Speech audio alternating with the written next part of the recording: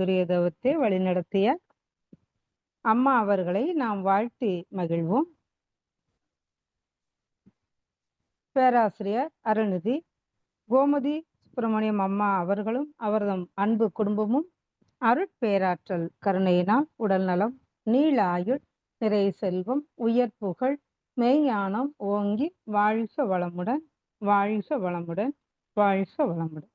நன்றி அம்மா, வாழ்க வளமுடன். நன்றிங்கம்மா, வாழ்க வளமுடன். வாழ்க வளமுடன். ஸ்கை ஆன்லைன் தினந்தோறும் நடத்தி கொண்டிருக்கக்கூடிய இந்த நிகழ்வில் ஒவ்வொரு வாரமும் சனிக்கிழமை அன்று நாம் கேள்வி பதில் நிகழ்வு நடத்தி கொண்டு வர்றோம். நம்ம அனைவருக்கும் தெரிஞ்சது தான். சாமிஜி அவங்க நமக்கு நிறையா உடற்பயிற்சி முறைகள், தவ முறைகள், நிறைய தத்துவ விளக்கங்கள் எல்லாமே கொடுத்துருக்காங்க. அந்த வகையில் அவற்றில் நாம் பல விஷயங்கள் தெரிஞ்சிருப்போம். அதே மாதிரி இன்னும் நிறையா தெளிவு நாம் அடையிறதுக்காகவும், சந்தேகங்கள் ஏதாவது இருந்தால் நிவர்த்தி பண்ணுவதற்காகவும் இந்த நிகழ்வை வச்சுருக்காங்க. யாருக்காவது இவற்றில் ஏதாவது சந்தேகம் இருந்ததுன்னா நீங்கள் ஹேண்ட் ரைஸ் பண்ணி உங்களுடைய சந்தேகங்களை போக்கிக் கொள்ளலாம். வாழ்க வளமுடன்.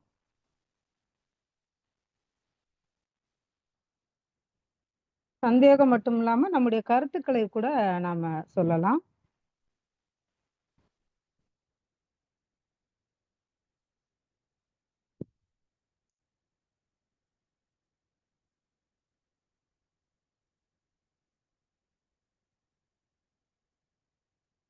நம்முடைய மொபைலில் ஹேண்ட் ரைஸுங்கிற ஒரு ஆப்ஷன் இருக்கும். அதை நம்ம தொட்டோம்னா உங்களுக்கு வாய்ப்பு கொடுப்பாங்க, நீங்கள் பேசலாம்.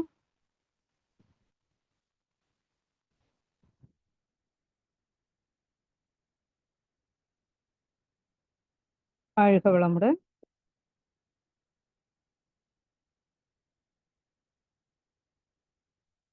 வாழ்க வையகம். இன்றைக்கு மிக சிறப்பான ஒரு நாள் நம் அனைவருக்கும். அருள் அன்னை லோகாம்பாள் அம்மா அவர்களுடைய 111வது ஜெயந்தி இன்றைக்கு. நாடு முழுவதும், உலகம் முழுவதும் நம்முடைய மனவளக்கலை மன்றங்களில் மனைவியர் தின வேட்பு நாளாக, விழாவாக இது கொண்டாடப்பட்டு கொண்டிருக்கு. இது நம்ம அனைவருக்கும் தெரிஞ்ச ஒரு விஷயம்தான். புதிதாக அன்பர்கள் சில பேர் சேர்ந்திருக்கிறதுனால அவங்களுக்கு சில பேருக்கு தெரியாமல் இருக்கலாம். அதனால நாம் இதை பற்றி நம்ம பேசி கொண்டிருப்போம், யாராவது ஹேண்ட் ரைஸ் பண்ணுற வரைக்கும். அன்பும் அறனும் உடைத்தாயின் இல்வாழ்க்கை பண்பும் பயனும் அது அப்படின்னு தெய்வ புலவர் சொல்லியிருக்காரு. ஒருவருடைய குடும்ப வாழ்க்கையில கணவன் மனைவிக்கிடையே அன்பும் அரண் செய்யும் குணமும் இருக்குமானா அந்த வாழ்க்கையே அவங்களுக்கு மிகப்பெரிய பண்பும் பயனும் கொடுக்கக்கூடிய வாழ்வா அமையும் அப்படின்னு சொல்லியிருக்காரு. அந்த வகையில தான் நம்முடைய சாமிஜிக்கு கிடைத்த மிகப்பெரிய ஒரு வாழ்க்கை நடத்தி கொள்வதற்கு மிகவும் சிறப்பான ஒரு துணையாக அமைந்தவங்க தான் நம்ம அன்னை லோகாம்பாளம்மா அவங்க. சாமிஜி அன்னையை தன்னுடைய வாழ்க்கையில கிடைத்த பெருநிதி அப்படின்னு சொல்லுவாங்க.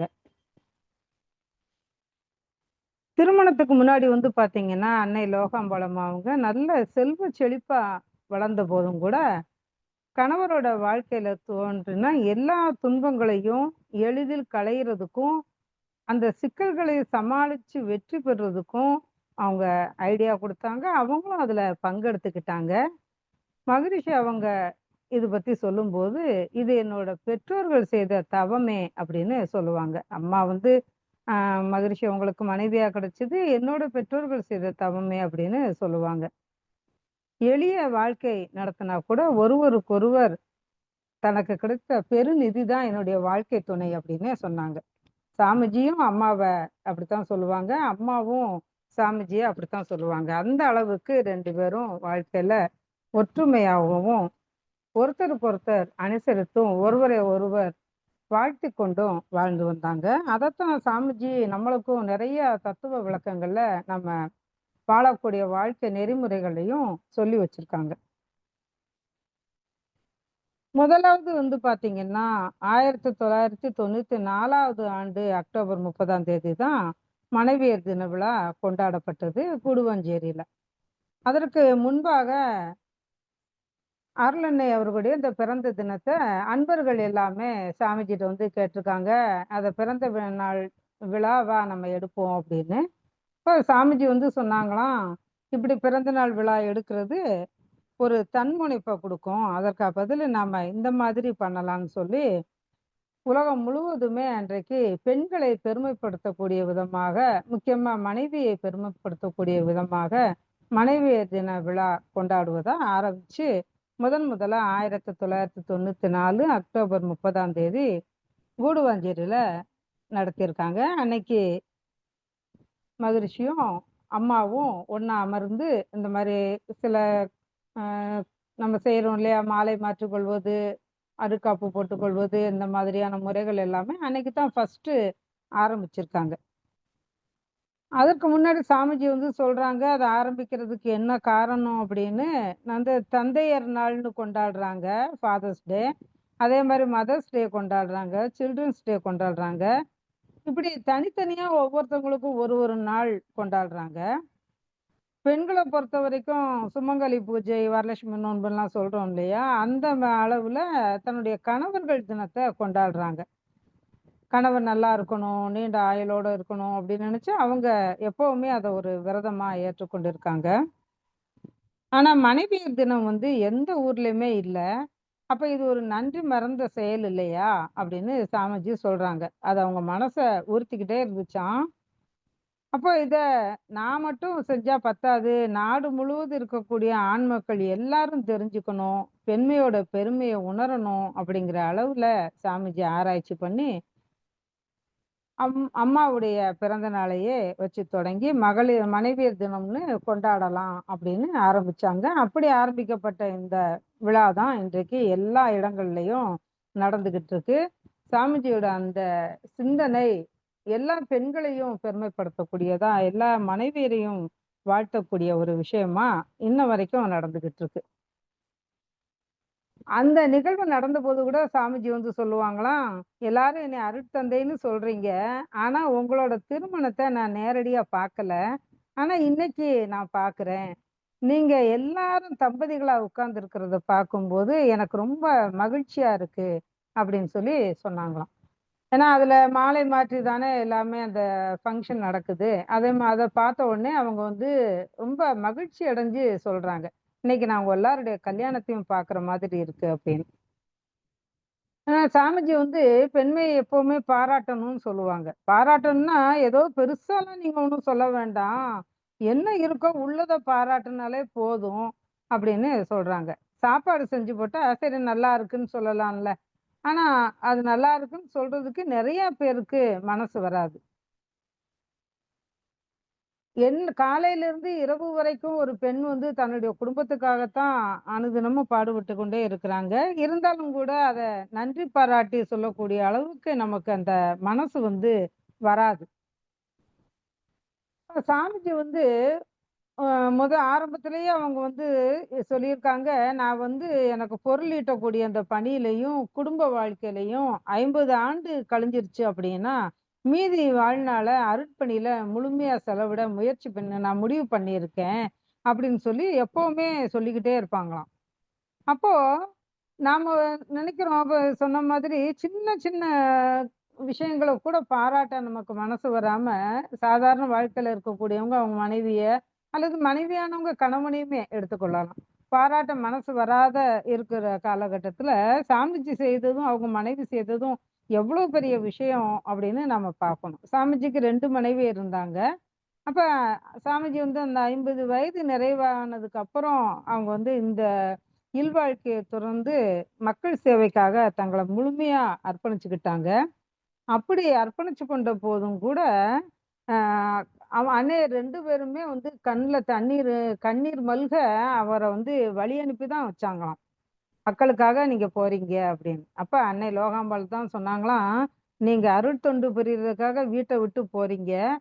உங்களுக்கு பின்னாடி ஆயிரக்கணக்கான மக்கள் வரப்போறாங்க. உங்க ஆன்மீக தொண்ட உலகமே போற்றப் போகுது. அதனால உங்கள நானு தடுக்க முடியாது.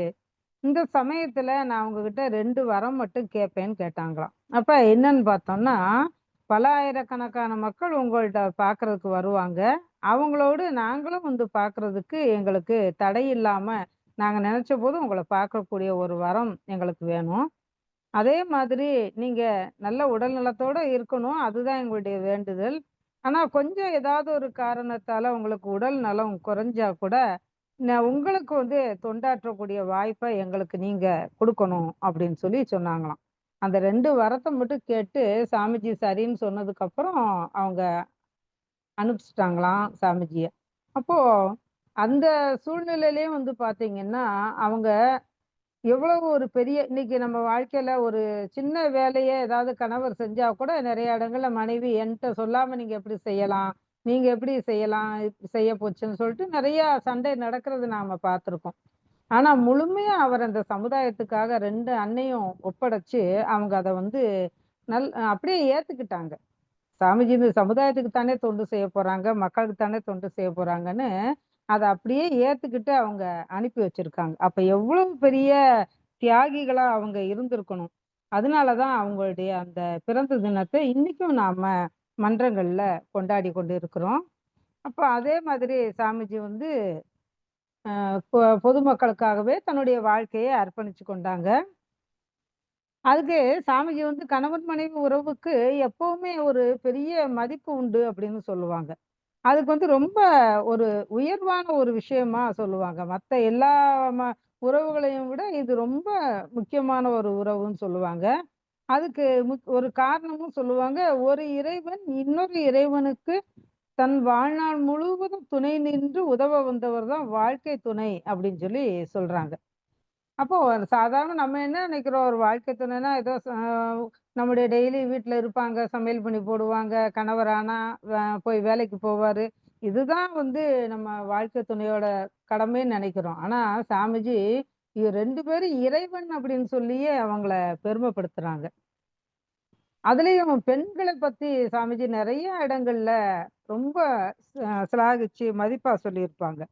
அது ஒரு கவியில சொல்லுவாங்க, "எல்லையற்ற ஆற்றலுள்ள இறைவன் திருவுள்ளம் என்ன, எவ்வுயிரும் தோன்றுதற்கு ஏற்றதொரு திருவழியாய், வல்லமையாய் பெண்ணினத்தை வடிவமைத்தான் அற்புதமே, வாழ்ந்து வரும் மக்களிலே இவ்வளம் அறிந்தோர் எத்தனை பேர்?" அப்படின்னு கேட்டிருப்பாங்க.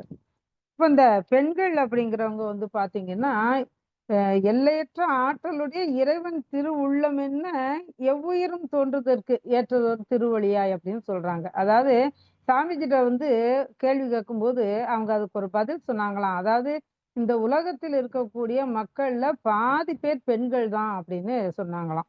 அப்போ மீதி பாதி பேர் ஆண்கள் தானே அப்படின்னு சொல்லி எல்லாரும் கேட்கும்போது, அந்த மீதி பாதி ஆண்கள பெற்றதும் அந்த பெண்கள் தானே, பெண்ணினம் தானே அப்படின்னு சொல்லி சொன்னாங்களாம். அப்ப அவங்களுடைய எண்ணம் வந்து எந்த அளவுக்கு உயர்வா இருந்திருக்கு, எந்த அளவுக்கு ஒரு பெண்மையை மதிக்கணும் அப்படின்னு நினைச்சிருக்காங்க அப்படிங்கிறத நாம இதுல புரிஞ்சு கொள்ள முடியும். அதே மாரி சாமிஜி அம்மா அம்மா அவங்க செஞ்ச இன்னொரு பெரிய ஒரு விஷயம் என்ன அப்படின்னு பார்த்தோம்னா, அ ஒரு தடவ அம்மாவுக்கு வந்து உடல்நிலை ரொம்ப மோசமாகி சுயநினைவு இல்லாத நிலையில ஹாஸ்பிட்டல்ல அட்மிட் பண்ணியிருந்தாங்களாம். அப்போ சாமிஜி வந்து ஆழியார்ல ஆசிரியர் பயிற்சி நடத்திக்கிட்டு இருந்தாங்களாம். அப்போ இவங்களுடைய உடல்நிலைய விளக்கி அவங்களுக்கு மெசேஜ் வந்து போயிருக்கு. சரி வேற ஒருத்தங்கள பயிற்சி நடத்துறதுக்காக மாற்று ஏற்பாடு பண்ணிட்டு மெட்ராஸ்க்கு வந்திருக்காங்க சாமிஜி. கொஞ்ச நாளா சுயநினைவே இல்லாம அம்மா இருந்திருக்காங்க. அப்ப சாமிஜி வந்து அவங்களுக்கு அருட்காப்பு குடுத்துட்டு பக்கத்திலேயே இருந்தாங்களாம். கோமா நிலையில இருந்த அன்னையார் வந்து கொஞ்ச நேரத்துல மெதுவா கண்ண முழிச்சு பார்க்குறாங்களாம்.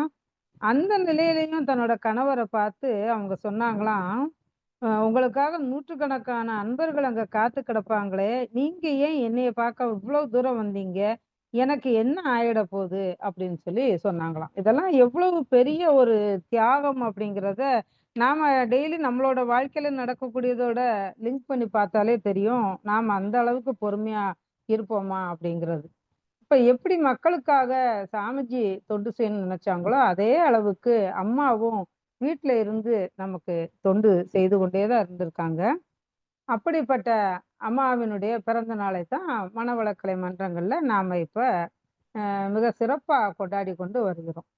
இப்ப இந்த விழா அப்படிங்கிறது வந்து என்னன்னு பார்த்தோம்னா, பெண்களுக்கு வந்து இப்போ ஒரு குடும்பம் முதலாவது ஒரு குடும்பம் அப்படின்னு நாம எடுத்துக்கொண்டாலே, அந்த குடும்பத்துல நல்லா இருக்கணும் அப்படின்னு நினைக்கிறோம். அந்த குடும்பத்துல நல்ல குழந்தை பிறக்கணும், அறிவுடையதா இருக்கணும். அது இந்த சமுதாயத்துல ஒரு பொறுப்புள்ள ஒரு பிரஜையா வாழணும். அந்த குடும்பத்துக்கு நல்ல உறுதுணையா அந்த குழந்தையும் இருக்கணும் அப்படின்னு தான் நம்ம நினைக்கிறோம். அப்ப அந்த குழந்தைய பெறுதற்குரிய ஆண், பெண் 2 பேருக்குமே சம உரிமை இருக்கணும். அறிவில திறமை இருக்கணும். அறிவில நுட்பம் இருக்கணும். இது எல்லாமே 2 பேருக்கும் இருக்கணும் அப்படின்னு சாமிஜி சொல்றாங்க. அப்போ ஒரு பெண்ணை வந்து நாம கல்வியிலயோ, எதுலயுமே நம்ம கட்டுப்படுத்தி வைக்க முடியாது, வைக்கவும் கூடாது. அவர்களுக்கு சம உரிமை எல்லா விதத்திலயும் நாம குடுக்கணும் அப்படிங்கிறத சாமிஜி எல்லா இடங்கள்லயும் சொல்லிக்கிட்டே வந்திருக்காங்க. இந்த பேருலகில் வாழுகின்ற மக்கள் எல்லாம் பெண்ணினத்தின் அன்பளிப்பே எனில் வேறு என்ன பெருமை இதைவிட பேசுவதற்கு அப்படின்னு ஒரு கவியில மாக்கோலத்துல சாமிஜி எழுதியிருப்பாங்க. இப்ப அந்த அளவுக்கு வந்து பாத்தீங்கன்னா இந்த பெண்களை போற்றக்கூடிய விதமாக அவங்க வந்து சொன்னது மட்டும் இல்லாம ஒவ்வொரு இடங்கள்லயும் சாமிஜி வந்து அந்த மாதிரி வாழ்ந்தும் காட்டியிருக்காங்க. நம்ம மத்த சில விஷயங்கள இடங்கள்ல வந்து பார்த்தோம்னா, சொல்ல மட்டும் செய்வாங்க. ஆனா, அத வந்து அவங்க சரியா நடத்துறாங்களா அப்படின்னு பார்த்தோம்னா, அப்படி கிடையாது. ஆனா, சாமிஜி மட்டும் தான் அவங்க என்ன வேணுமோ அத சொல்லவும் செய்றாங்க. அதே மாதிரி அவங்க நடந்துக்கிட்டும் வந்திருக்காங்க. ஒரு முறை வெளிநாட்டுல வந்து பார்த்தீங்கன்னா, ஒரு ம் அமெரிக்கால சாமிஜி வந்து அவங்க எல்லா இடங்கள்லயும் போய் வகுப்பு நடத்த போகும்போது, அங்க தங்கி வகுப்பு நடத்துவாங்க. அப்போ யுஎஸ்ஏல தங்கி பயிற்சி நடத்திக்கிட்டு இருந்தாங்களாம். அப்போ ஒருவர் வீட்ல வந்து அவர் பேரு வந்து பட்டேல்ன்னு சொல்லக்கூடிய வட இந்திய அன்பர் அவரு. அவங்க வீட்ல வந்து சாமிஜி தங்கி அங்க பயிற்சிகள் குடுத்துக்கிட்டு இருக்காங்க. அப்ப அவங்களுக்கு வந்து ஒருவரை ஒருவர் புரிஞ்சு வாழக்கூடிய தன்மை இல்லாம, சில சமயம் எப்ப பார்த்தாலும் சின்ன சின்ன விஷயத்துக்கு கூட சண்டை போட்டுக்கிட்டே இருந்தாங்களாம். அப்ப அத பார்த்து அ ஆசான் வந்து ரொம்ப வருத்தப்பட்டுருக்காங்க. சரி இவங்களுக்கு ஒரு அறிவுரை கூறுறதுக்காக சமயம் பார்த்துக்கிட்டே இருந்திருக்காங்க. ஒரு நாள் வந்து அவங்க எல்லாரும் சாப்பிடக்கூடிய நேரம் வந்திருக்கு. அப்ப சாப்பாடு வைக்கிறதுக்காக திரும்ப அந்த பட்டேல் அவருடைய மனைவி வந்து தட்டு எல்லாம் சுத்தம் பண்ணி மேஜை மேல வச்சிருக்காங்க. ஒரு இடத்துல மட்டும் சின்னதா அழுக்கு இருந்திருக்கு. அந்த ஒரு தட்டுல மட்டும். அத பார்த்த உடனே அந்த பட்டேல் அப்படிங்கிறவருக்கு வந்து கோபம் வந்து ரொம்ப வந்ததாம். உடனே தன்னுடைய மனைவிய கடுமையான வார்த்தையால திட்ட ஆரம்பிச்சுட்டாராம். ஏன்னா சாமிஜி இருக்காங்க. அவங்களுக்கு வைக்கக்கூடிய தட்டுல அந்த இடத்துல இப்படி இருந்ததுன்னா, அவருக்கு கொஞ்சம் கஷ்டமா இருக்கும் இல்லையா?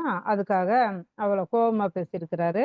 அப்ப சாமிஜி வந்து, "விடுங்க பட்டேல், நான் அத சுத்தம் செஞ்சு குடுத்துர்றேன்" அப்படின்னு சொல்லி எந்திரிச்சாங்களாம். உடனே அவரு பதறி போயி, "மன்னிச்சுக்கோங்க சாமி, நானே சுத்தம் பண்றேன்னு" சொல்லிட்டு, அவர் அத போய் வேகமா கழுவி கொண்டு வந்து அந்த தட்ட சுத்தம் பண்ணி வச்சாராம். இதுக்காகத்தானே சாமிஜி பண்ணாங்க அது.